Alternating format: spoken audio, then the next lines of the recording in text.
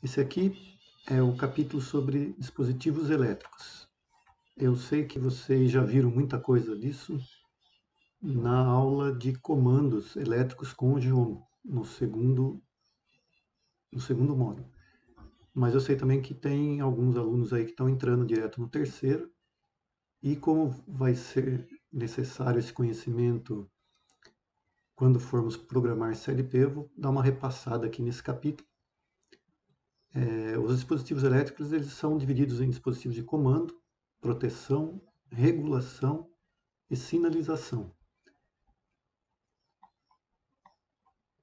Os dispositivos de comando são destinados a permitir ou não a passagem de corrente elétrica entre um ou mais pontos do circuito.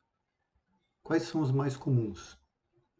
As chaves sem retenção ou impulso, aqui está a simbologia delas, a NA e a NF. Essa daqui é aquela que tem uma mola que quando você aperta, aciona, abrindo ou fechando, dependendo se é normalmente aberto ou se é normalmente fechado. Quando você deixa de apertar, a mola faz com que volte à posição original, inicial. Então aqui tem uma tabelinha, contato NA quando desacionado está aberto e quando aciona fecha. E o contato e a chave NF quando desacionada está fechada e quando aciona ele abre. Então o nome da chave tem a ver com a posição em repouso, desativado. Normalmente aberto, está aberto quando desativado. Normalmente fechado, está aberto quando, está fechado quando desativado. Tudo bem? Isso serve para tudo, contatos, botoeiras, tudo bem? Chave com retenção ou trava. Essa tem a NA e NF, só que a diferença é que ela, quando acionado, fica travado. Ele não tem. Às vezes tem uma mola que, quando você destrava, ele volta à posição inicial. Tá? Vejam que o desenho aqui ó, é essa parte de cima e aqui é tracejado. Esse aqui não. Ó. É a parte de cima mais dois traços, um ao lado do outro. Então, fiquem atentos à representação das chaves. Quando for feito um desenho, pelo um esquema elétrico, pelo desenho do elemento, você sabe se é com trava, sem trava, com retenção, né? Ou sem retenção, de impulso, tudo bem? Chaves de contato múltiplos ou com ou sem retenção. Esse aqui, ó, como é tracejado essa parte aqui, ó, ele é sem retenção e aqui quando é traço duplo é com retenção. E é contatos múltiplos, 2 NAs e 2 NFs. Aqui 2 NA e 1 NF. Tudo bem? Chave seletora. Aqui é uma chave de 3 posições, a posição central, nenhum dos dois estacionado. Quando você muda para cá, fica fechado entre esses dois contatos. E quando passa para cá, você fecha esses dois contatos. E aqui é uma chave de 2 posições, NF e NA.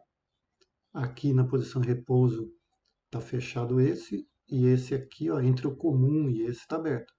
Quando você aciona, ele fecha entre comum e NA e abre entre comum e NF. Tudo bem? Relés. Aqui é o desenho de um relé. Ele é muito usado para um acionamento elétrico. Você tem aqui os terminais da bobina. Quando você energiza o terminal da bobina, você cria um campo magnético, porque circula corrente nessa bobina.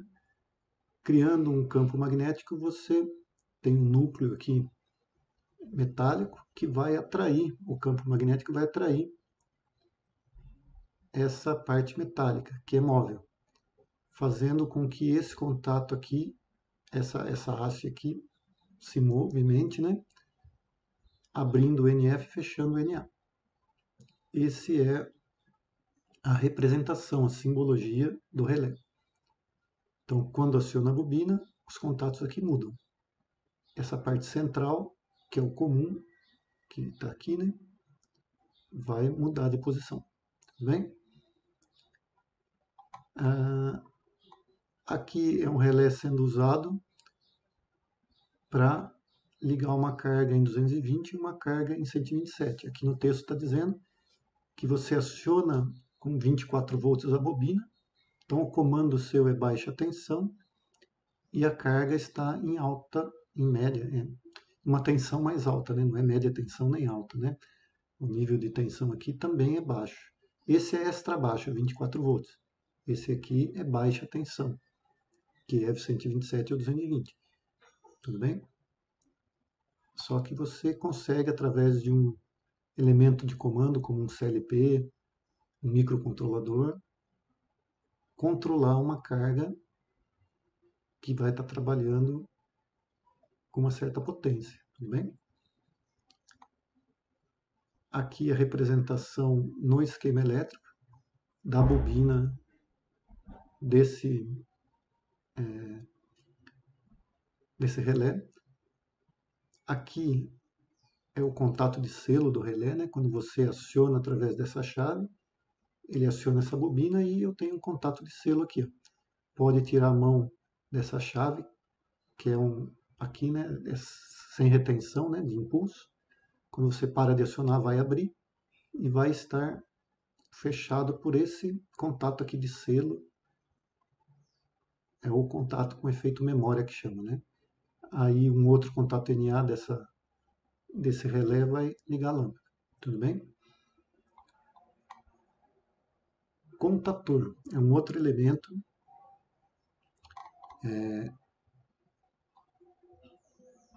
parecido com o relé, só que o contator ele é para potências maiores, ele suporta correntes elétricas maiores. O relé é para cargas com menor potência, né, com correntes elétricas menores. É bastante parecido, né, a representação. Ele é usado principalmente para motores, para acionamento de motores. Então eu tenho aqui os contatos principais, a bobina, e os contatos auxiliares. Normalmente os contatos principais são todos NAs e os contatos auxiliares você tem NAs e NFs aqui. Normalmente aqui nos contatos auxiliares a corrente é menor porque você vai ter apenas comando passando por eles, baixas correntes. Aqui já são mais robustos, né? Contatos mais com capacidade de corrente maior. Tudo bem? Aqui está exemplificando um circuito com um forno elétrico trifásico. Quando acionada a bobina do contator, os contatos principais aqui vão fechar e eu tenho uma corrente elétrica trifásica chegando nesse forno elétrico. Tudo bem? Aqui é a parte de comando, então isso aqui é o circuito de potência e esse é o circuito de comando, onde esse contato NADS1 vai ligar ao contator e vai selar através desse contato do próprio contator aqui, um contato auxiliar esse daqui. Desliga através de S2 aqui, tudo bem? Dispositivos agora de proteção. Aqueles que nós vimos até agora eram dispositivos de comando, que eram as chaves, o relé e o contator. Agora nós vamos ver os dispositivos de proteção. São os elementos que têm o objetivo de interromper a passagem da corrente elétrica sob condições anormais, como, por exemplo, curto-circuito ou sobrecarga. Sobrecarga pode acontecer por vários motivos, né? Você pode ter um travamento do eixo, ou o rolamento está gasto, ou você pode ter uma carga maior do que o seu motor suporta, por exemplo. Ele vai aquecendo aos poucos e vai gerando uma sobrecarga até desligar a proteção. Já o curto-circuito é algo instantâneo, né?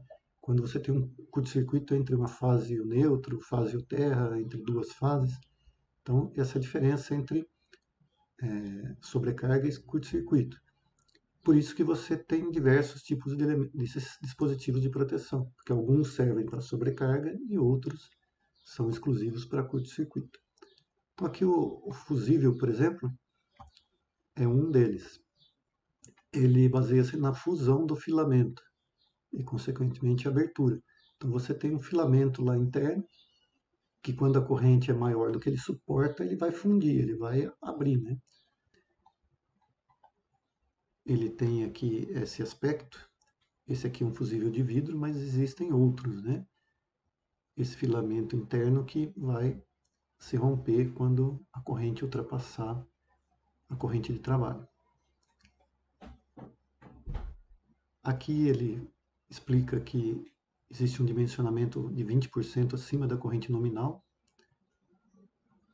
Eles são classificados em retardados e rápidos. O de ação retardada é quando você precisa aí de um fusível que não rompa na partida de um motor, por exemplo. Nós temos aí fusíveis do tipo Diazed, é um exemplo desses daí. Tá? Então, ele não, a corrente do motor, por exemplo, na partida, ela vai subir acima da corrente nominal do fusível, né? Mas ele não vai se partir assim imediatamente, só se essa corrente permanecer por muito tempo. Por isso que é chamado de efeito retardado. E existem os de ação rápida, né? Que não é para essa aplicação. A moto passando aqui no barulho. Então, dependendo do tipo de aplicação, é um tipo de fusível. Quando a corrente ultrapassa o limite ou de ação rápida, já se rompe também. O disjuntor termomagnético é aquele igual nós temos na nossa residência, que protege os circuitos, né? Ele, além da função de proteção, em alguns momentos ele funciona também como chave, né? Para você desligar o circuito e ligar novamente. Ele é para sobrecarga com uma corrente ligeiramente superior à corrente nominal e que a longo prazo pode danificar o cabo condutor. Então, você tem lá um circuito que protege 30 amperes, 32 amperes, por exemplo, e o seu circuito começa a aquecer por algum motivo, por um excesso de carga, por exemplo, 35 amperes. Não vai desarmar imediatamente, mas com a passagem de algumas horas ele vai desarmar e só vai rearmar novamente quando ele esfriar. Só que isso é um indício que está havendo uma sobrecarga ali no circuito. Algumas pessoas, por não entender, vão lá e trocam o fusível por um maior. Isso desculpa, o disjuntor por um maior. Esquecem que o disjuntor está protegendo o cabo. Então o cabo tem uma capacidade de corrente. Por exemplo, um disjuntor lá de 60 amperes está protegendo um cabo de 16 milímetros que suporta até 63 amperes. Se você ficar com 70 amperes o tempo todo em cima do cabo, ele vai derreter em um determinado momento. Então não adianta você pegar um disjuntor de 63, trocar por um de 80, um disjuntor de 60, trocar por um de 80, beleza, parou de desarmar. O que vai acontecer? Vai danificar o seu cabo. Então o disjuntor ele tem que trabalhar protegendo o cabo para o circuito que ele está dimensionado, tá? Se algo está acontecendo, é porque ou você está com carga além do que o circuito foi projetado, tudo bem? Então aqui mostra o princípio de proteção da sobrecarga, né? Dois filamentos de materiais diferentes. Quando tem um aquecimento de materiais metálicos de composição diferente, eles vão se dilatar de forma diferente. Dilatou de forma diferente, ele vai envergar, fazendo com que haja o desarme do disjuntor, tudo bem? Por isso que ele chama termomagnético, porque ele tem a parte térmica, que é essa daqui, e a parte magnética também, que é uma corrente muito além do que ele suporta, ele já desarma na hora. Não é por aquecimento. A parte magnética é quando há um curto-circuito, por exemplo, e a corrente ultrapassa em muito o que está projetado o disjuntor. Aí ele desarma na hora, tudo bem? Aqui fala sobre o curto-circuito, tudo bem? E algumas vantagens aqui do disjuntor termomagnético, né? Você pode ficar rearmando ele ao invés de queimar que nem um fusível, né? Ele não há a fundição aí do material. Você também pode usar eventualmente como chave, né? E aqui estão as simbologias dos disjuntores, o monopolar, bipolar e tripolar. Tudo bem? Essas simbologias, pessoal, são baseadas na Associação Brasileira de Normas Técnicas, a BNT. Então a gente não pode desenhar qualquer simbologia e ficar inventando aí, tá? Aqui agora é o relé de sobrecarga ou térmico. Ele baseia-se no princípio de funcionamento do relé de sobrecarga,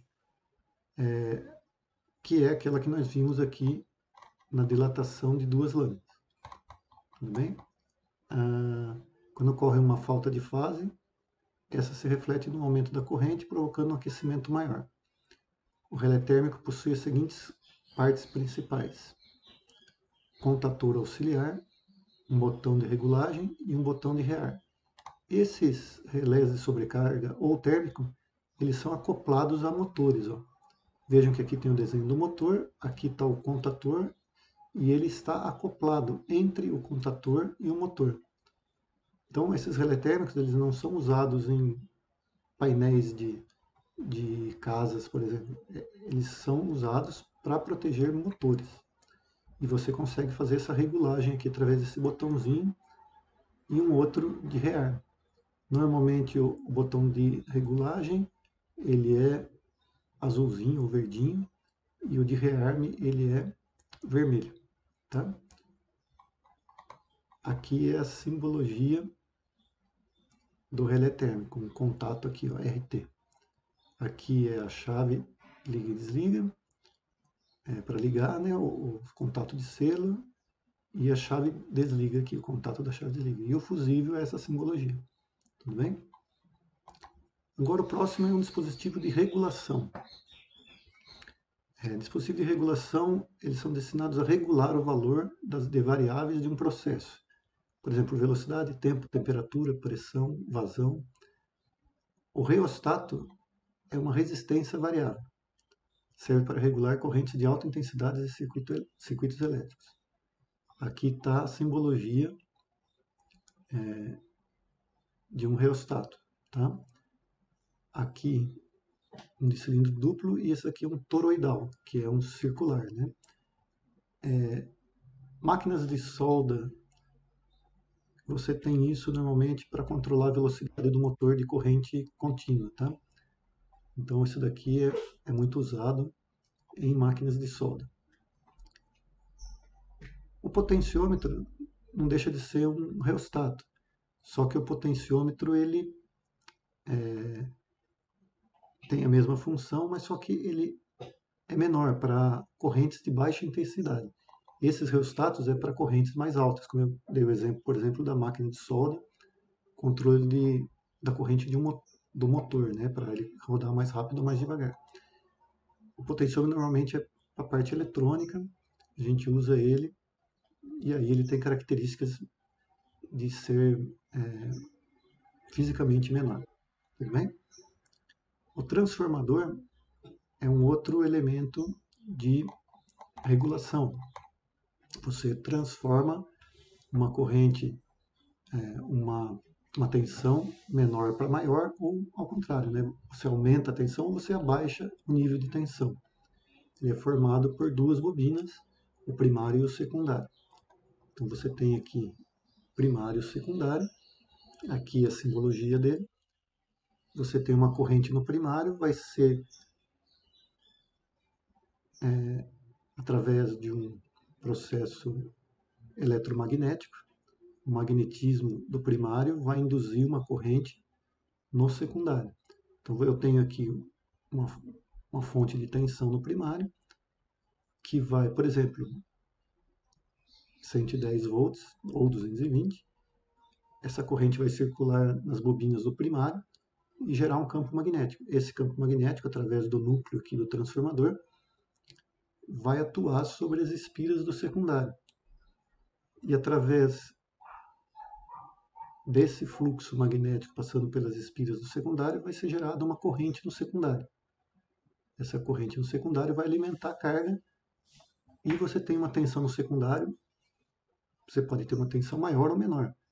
No caso aqui, a gente pode ter uma tensão de 12 volts, por exemplo, que é gerada através da relação de número de espiras.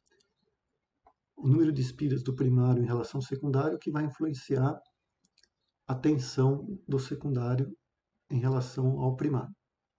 Existe uma fórmula para isso, que está aqui, né? Eu tenho aqui tensão do primário sobre a tensão do secundário é igual ao número de espiras do primário sobre o número de espiras do secundário. Tudo bem? Aí tem aqui a regrinha, se for maior ou menor, vai aumentar ou diminuir o nível de tensão, tá bom? Aqui também tem a relação sobre a corrente. As tensões são diretamente proporcionais ao número de espiras e a corrente inversamente proporcionais. Relé de tempo está acabando, tá, pessoal? Tem mais um pouquinho só. Relé de tempo com retardo na ligação. É o temporizador usado aqui para quando eu ligo a bobina do temporizador, ele vai contar um tempo para que haja a mudança dos contatos do meu temporizador. Então aqui no caso, ó, a chave fechou, o temporizador contou um tempo que está aqui, ó. Passado esse tempo ele mudou esse contato, ele fechou esse contato ligando a lâmpada, nesse ponto aqui, ó. E vai permanecer ligado enquanto a chave mantiver o temporizador acionado. Quando eu abrir essa chave, eu desligo as bobinas do temporizador e aí a minha carga desliga. Por quê? Porque o contato volta a abrir. Tudo bem? Esse é o temporizador, o relé de tempo, com retardo na ligação. Eu uso muito isso daqui para comando de estrela-triângulo de motores, tá? Partida estrela-triângulo. Vocês devem ter visto aí a teoria, pelo menos, disso, né? Esse outro relé de tempo é retardo no desligamento. Quando eu fecho essa chave, ele aciona o meu temporizador igual ao outro, só que aqui ele já muda o estado dos contatos. Então já acende a lâmpada aqui, ó, no mesmo momento que eu ligo o temporizador pela chave. A hora que eu desligar a chave, que é esse ponto aqui, não vai abrir meus contatos, não vai alterar, voltar os meus contatos da posição inicial. Aí que vai contar o tempo no temporizador, ó, e passado o tempo que ele vai voltar ao contato ao ponto inicial. A recordação desses dois relés é importante porque na programação de CLP que nós vamos ver depois vai ser falado sobre isso. Tudo bem? Contador de impulsos elétricos é um elemento que faz uma contagem progressiva aqui em relação aos eventos que estão acontecendo, né? Então aqui, por exemplo, cada vez que a chave fecha, ele soma uma contagem. E você pode programar uma contagem. No caso aqui, ele programou depois de 4 vezes que essa chave fechar e abrir, vai mudar esses contatos. E eu tenho que ter um reset aqui, ó, para desligar o contador, senão ele vai permanecer ligado depois que atingir a contagem. Tudo bem? No CLP nós temos um elemento que faz essa contagem para nós. Tudo bem? E acho que para terminar, dispositivos de sinalização. Temos aqui sinalização visual, que podem ser LEDs ou lâmpadas, né? Aqui no caso, nós temos lâmpadas que têm padronização de cores, vermelho para significar que está ligado, verde desligado e amarelo, uma sinalização de falha. Muitas vezes as pessoas usam ao contrário. Quando liga, põe verde e desliga vermelho. Não. O vermelho é um alerta para significar que o motor, por exemplo, está ligado, a máquina está ligada. O verde é beleza, está livre, porque está desligado. E o amarelo é uma simbologia visual de falha. Tá? Indicador acústico, uma buzina, por exemplo, um buzzer, uma campainha. E o que mais? E agora, exercícios propostos. Eu tenho aqui um de assinalar a opção verdadeira. Aqui também para associar colunas. Aqui para explicar a propriedade do relé. Efeito memória, que eu falei. Acionar o funcionamento do forno elétrico mostrado na figura 5.8, que foi mostrado lá. Explicar como o disjuntor protege contra sobrecarga. Colocar verdadeiro ou falso. E só, pessoal, 7 exercícios bastante simples, ó. Bem tranquilo para fazer. O conteúdo é um pouco longo, porque explica bastante coisa, mas os exercícios são bem tranquilos, tá? Então é isso. Qualquer dúvida vocês me colocam. Valeu, pessoal.